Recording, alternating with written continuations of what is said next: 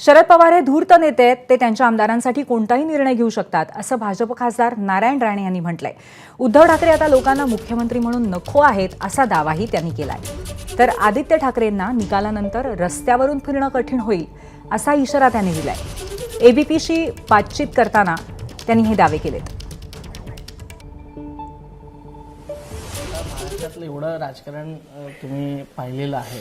तुम्ही शरद पवारांवर ज्या पद्धतीनं बोलताय, नेमकं काय वाटतं शरद पवारांची? नाही बोलताय ना, मी का वाईट बोलत नाही. शरद पवार धूर्त नेते आहेत. ओके. कुठल्याही क्षणी त्यांच्या पक्षातल्या आमदारांच्या हिताचं, राज्याचा हिताचा निर्णय घेऊ शकतात असं मला वाटतं. नवरीचा पत्ता नाही आणि हॉल घेतलाय, सगळी त्या बँड बाजा आलाय, सगळं. पण नवरी कुठे आहे? सत्ता कुठे आहे? कोणाच्या नजरे म्हणजे किती ह्याच्यात आहे काय सांगू शकत. असे खरं म्हणजे हे दाखवणं ना, आम्ही हॉटेल घेतले आहे, आम्ही अमुक करतोय, संजय राऊत अमुक. अरे संजय राऊत आहे, संजय राऊत म्हणजे वाटोळच आहे. शिवसेनेचं लावलं त्यांनी. माननीय बाळासाहेब असताना सत्तेवर गेलो आम्ही, हो 95ला.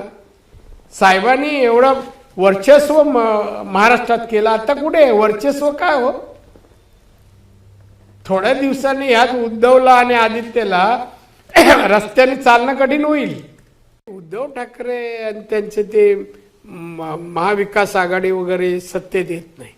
बस झालं, लोकांना कंटाळा आला. अहो 2.5 वर्षात 2 दिवस फक्त मंत्रालयात. काय राज्याचा एक मुख्यमंत्री जो असतो ना, त्याला 2-2 हजार फाईल पर डे येतात. निकाली काढावे लागतात, निर्णय घ्यावे लागतात, अधिकाऱ्यांशी चर्चा करावी लागते. राज्याची आर्थिक स्थिती काय आहे, सर्व विकास कामांना पैसे जात आहेत की नाही, आता कळलं तर ह्याच्यातलं काय गंध नाही द्या माणसाला. एबीपी माझा, उघडा डोळे बघा नीट.